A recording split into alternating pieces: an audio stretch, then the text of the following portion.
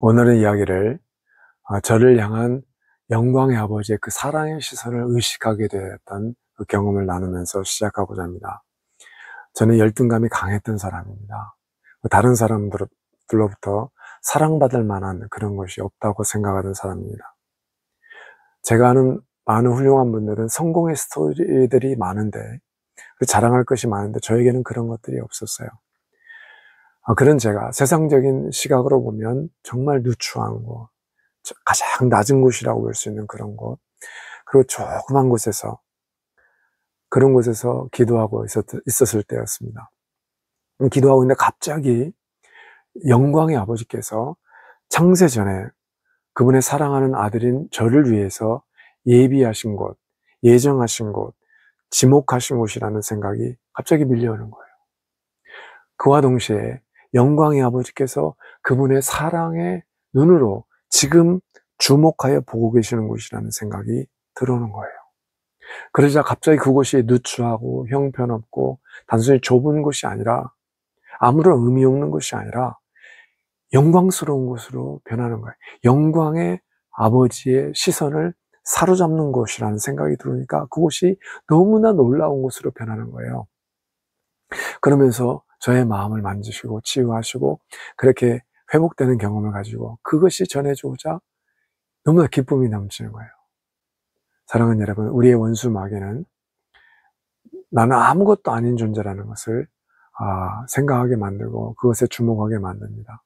내가 잘하는 것이 아무것도 없고 다른 사람들로부터 사랑받을 만한 것이 아무것도 없는 그 사실을 주목하여 보게 만들려고 합니다. 맞습니다. 여러분 어떨지 몰라도 저는 그런 존재였습니다. 근데 창세기 2장 7절에 보면 여호와께서 땅의 흙으로 사람을 지으시고 라고 되어 있어요. 땅이라는 단어가 히브리어로 아다마입니다. 그리고 흙이라는 단어가 히브리어로 아파르라는 단어입니다. 근데 아담이라는 말이 그 땅이라는 아다마에서 나온 단어예요. 근데 흙이라는 단어, 그 아파르는 무슨 뜻이냐면 티끌, 먼지라는 뜻입니다. 그래서 영어 성경은 이것을 잘 번역했습니다. 영어 성경은 dust로 번역을 했어요.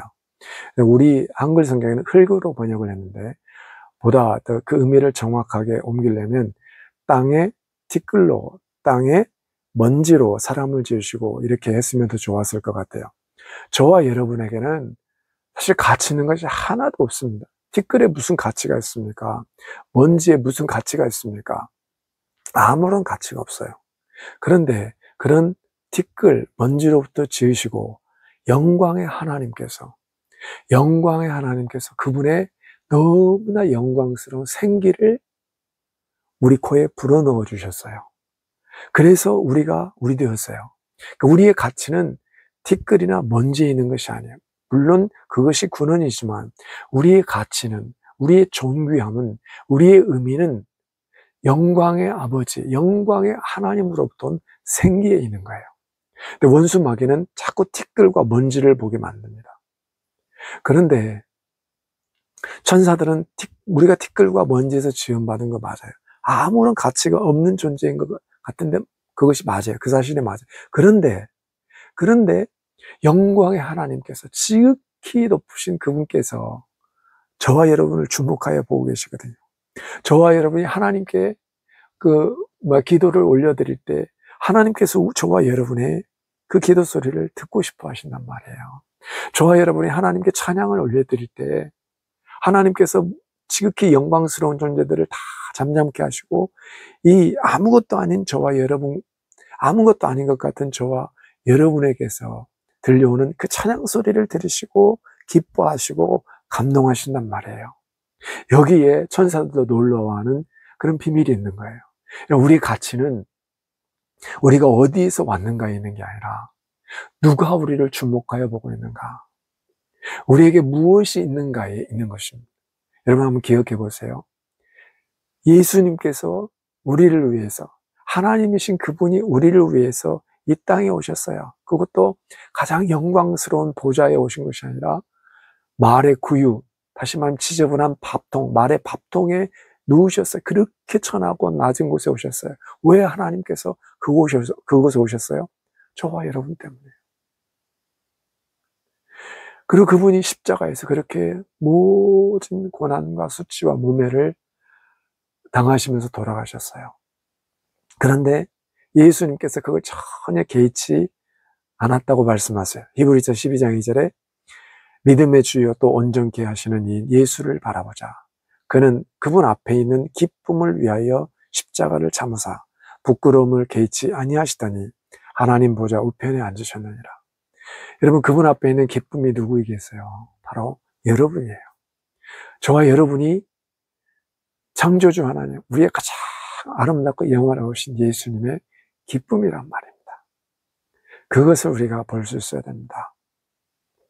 여러분, 원수마귀는 우리가 못한 것, 우리가 실패한 것을 보게 만듭니다. 그러나 우리 안에 계신 성령님께서는 하나님을 보게 만드십니다. 너를 하나님이 어떻게 눈여보고 계시는지, 너를 얼마나 사랑하고 계시는지, 너에게 어떤 존귀함을 두고 계시는지 그걸 보게 만드시고, 너를 그렇게 소중하게 여기시는 하나님이 얼마나 놀라운 분이신지, 얼마나 존귀하신 분인지, 얼마나 영광스러운 분이신지, 얼마나 아름다우신 분인지 그걸 보게 만드십니다. 그래서 사도 바울은 그렇게 고통 가운데, 감옥의 고통 가운데 있으면서 뭐라고 했습니까? 내가 사나 죽으나 내 몸에서 그리스도가 존귀하게 되기를 원하노니. 여러분, 사도 바울은 오직 하나 자기의 그 생명의 가치를 어디에 둔 거예요? 예수님에게 둔 거예요. 내가 산든지 죽든지 그건 중요한 게 아니라 내가 사나 죽으나 오직 내 몸에서 예수님이 그리스도가 존귀하게 되기를 원한다. 그렇게 고백해요. 여러분, 여러분을 사랑하는 예수님이 얼마나 높으신지, 얼마나 존귀하신지, 얼마나 영광스러우신지. 하나님께서 그런 지극히 높으신 분을 우리를 통해서 존귀함을 받기를 원하신단 말이에요. 우리를 통해서 영광을 받기를 원하세요. 우리를 통해서 찬양을 받기를 원하세요. 우리와 교제하기를 원하세요. 우리와 사랑의 속삭임을 나누기를 원하세요. 그것이 바로 우리를 지으신 목적이에요. 요한일서 1장 1절에서 3절을 보십시오. 왜 보고 만지고 만짐받은 그것을, 들음받은 그것을 이 요한이 우리에게 전해줍니까? 바로 우리와 사귐을 함께 하기 위함인데 누구와 사귀는 거예요? 예수님과 하나님과 사귀는 사귐을 함께 하기 위해서 이것을 나눈다. 지극히 높으신 그분이 저와 여러분과 사귀기를 원하세요. 사랑의 속삭임을 나누기 원하세요. 여러분은 그렇게 존귀한 자예요. 하나님의 이목을 끌고 있는 자예요. 하나님의 시선을 사로잡는 자예요. 성령님께서는 그걸 보게 만드십니다. 한번 생각해 보세요. 티끌에서, 먼지에서 지으셨는데 아무것도 아닌 것 같은데 하나님께서 그분의 영광스러운 영을, 지극히 높으신, 지극히 존귀하신 그분의 영, 성령님을 우리 안에 두셨어요. 여러분, 이것이 얼마나 존귀한 일입니까? 이것이 얼마나 영광스러운 일입니까? 이것이 얼마나 고귀한 일입니까? 여러분 안에 계신 성령님을 존귀하게 여기십시오.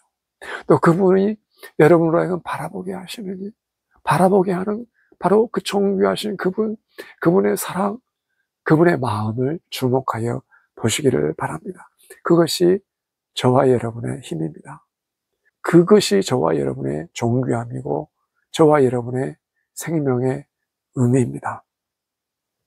그래서 천사가 온 우주를 돌보는 것보다 딱 한 사람, 구원받은 예수님 안에 있는, 예수님의 시선을 사로잡고 있는 하나님 아버지를 감동시키고 하나님 아버지께 기쁨을 드릴 수 있는 딱 한 사람, 바로 여러분을 섬기고 싶어하고 섬기는 일을 그렇게 중요하게 여기는 것입니다.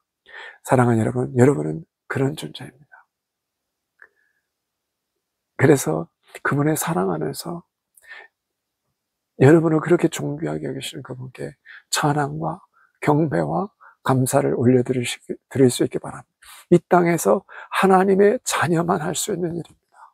하나님의 자녀들에게만 주신 특권입니다. 가장 낮은 자리에서조차 영광스러운 그분을 기억하면서 그분께 찬양을 드릴 수 있고, 그분께 감사를 드릴 수 있고, 그분을 영화롭게 할 수 있고, 그분께 기쁨을 드릴 수 있는 것, 오직 그분의 사랑하는 자녀, 사랑하는 아들과 딸인 저와 여러분에게 주신 특권입니다. 이 영광스러운 일을, 이 너무나 존귀하고 고귀한 일을 놓치지 마시기를 바랍니다.